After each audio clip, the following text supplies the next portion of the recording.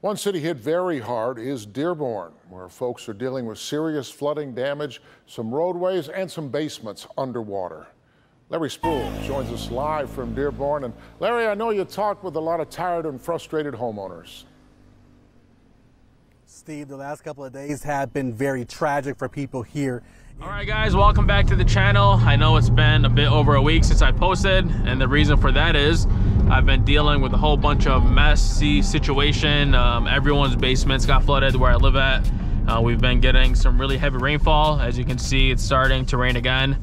So it's been pretty crappy for this past week, and on top of all that, I got no electricity, so I can't even get into my garage to check on my Hellephant or my red eye, and it's been like that for like 4 days. So hopefully by today, I think we're supposed to get electricity back, and I can finally open the door to check on it. The thing is, I can't even get into my side door because I got it blocked off. So the only way to open it is through the button or through the remote, and that of course doesn't work.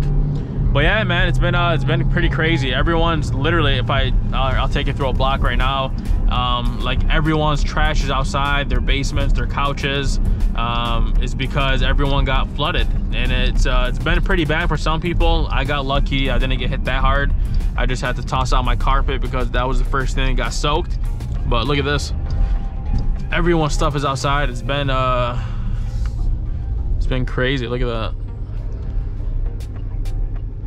I wasn't even looking at it, but yep, everyone got their furniture out. I guess FEMA's supposed to get involved and people are supposed to get reimbursed for the damages, but until then, I already got my insurance involved and supposed to be getting an adjuster in a couple days.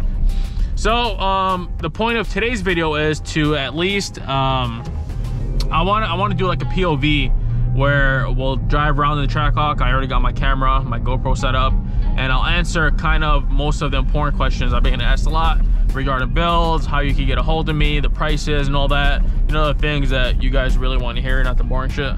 So I'm gonna go to the house now. I just got off work like an hour ago. I had to run some things around, and I'm gonna go back now, see if I got power.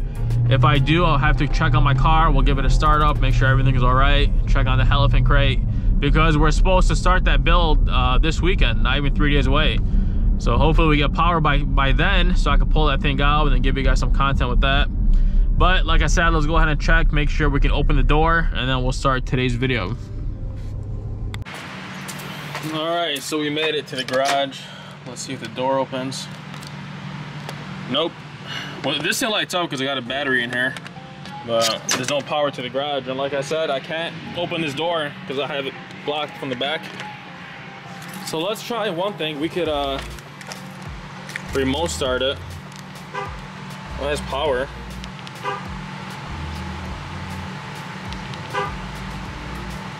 It's not starting though, so I don't know. I mean, like I said, I hope water didn't get in there because the garage sits kind of further in the back, and until then I can't really know what's going on because I can't open the garage. All right, so as you can see, that didn't work, and for some reason now I'm even more worried because the car doesn't start. It just honks once, but I think that's because I remote started it before, so probably has to be reset like from the inside before the remote start works again.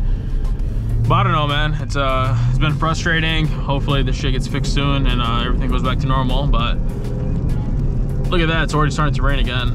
So we're gonna answer the 3 main questions I've been getting asked like a bunch of times through my YouTube comments and through Instagram DMs.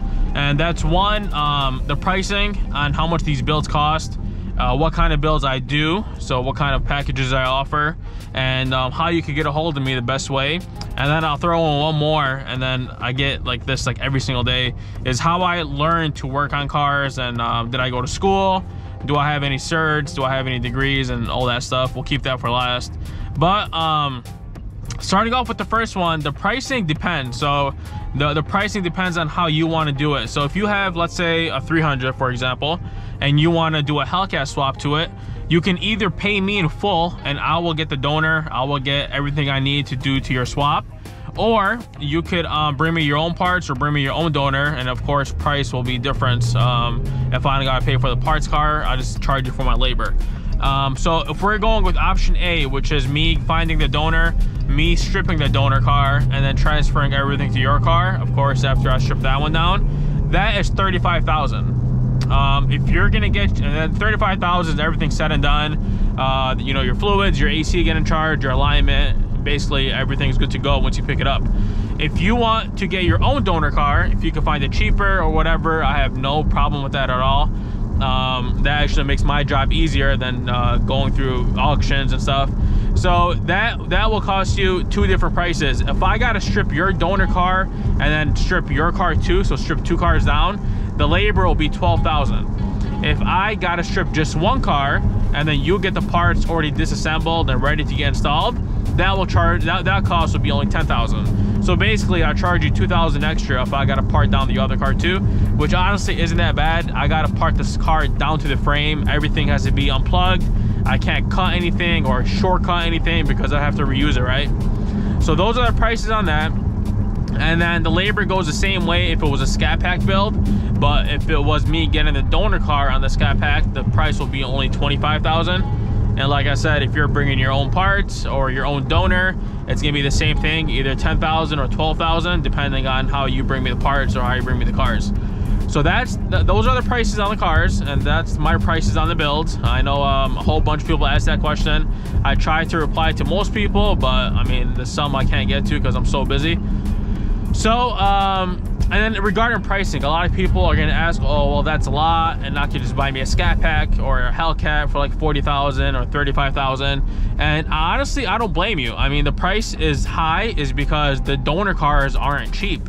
So to give you an example, on my last build, the Hellcat was like 23,000.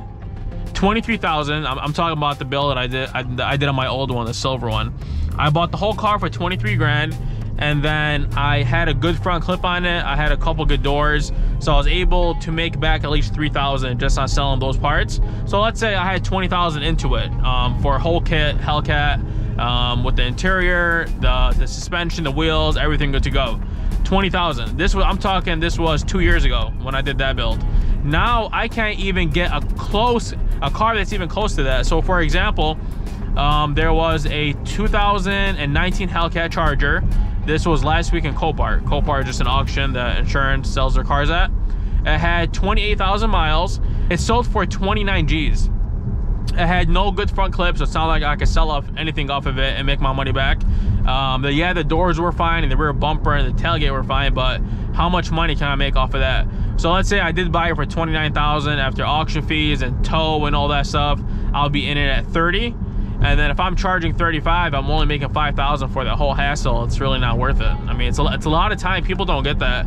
It's really time consuming. It takes a lot of time. You have to strip down the whole car. You got to make sure everything's plugged in. You got to make everything's wired in the right way.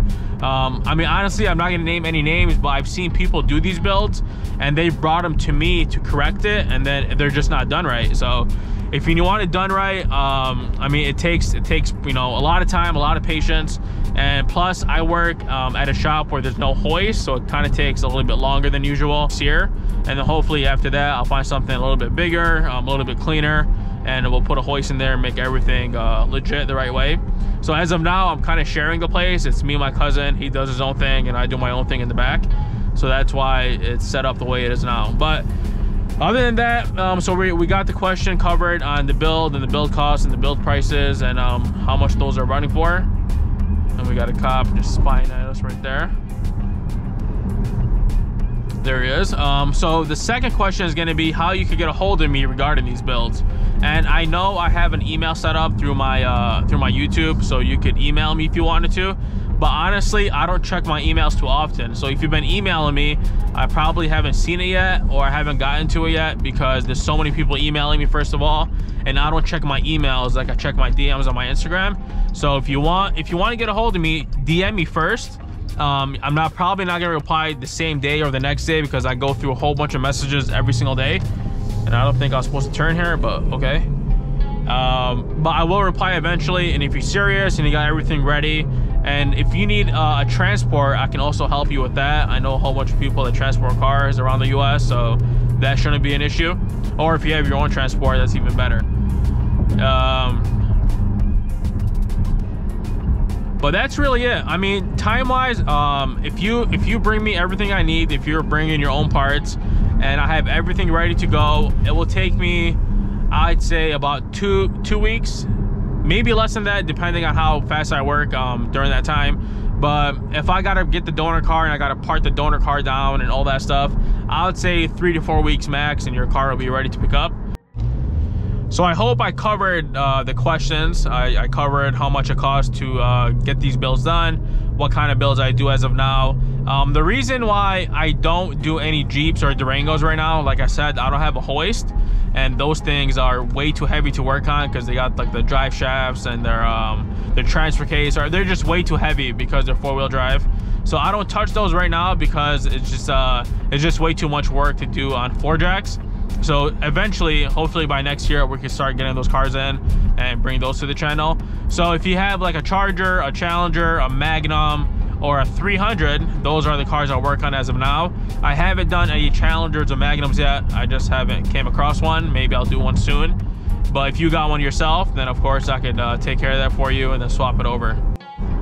Okay, now we're gonna get into like the big question, and that's how I learned to work on cars, where I learned to work on cars, and all that stuff. Because I have like a lot of students, I guess, that go to these schools, and they're wanting like tips on what to go into and what classes to take. And honestly, I didn't go to school for none of this. It was really more of like a hands-on taught job, if that makes sense. So my family, my background on myself is that I come from like, my whole family is into cars. Like my cousins, my uncles own like body shops and mechanic shops. So everyone's into this game, and my dad was the person who started me onto it. So my dad, when I was younger, this is back when I was like 6th, 7th grade, years ago, he used to buy donation cars from donation auctions. I'm talking like junk cars that are worth like $200 or $300, and they have like holes in the quarter panel because how bad they were rusted. And he used to fix them up and then sell them, and that's what he did for a living. He used to flip those cars. And at first, I never wanted to get into that because I didn't kind of like it, if that makes sense. I just didn't want to get into that field. But then I'll help him out every once and then. You know, I learned how to fix cars like body-wise before I learned how to work on it mechanically.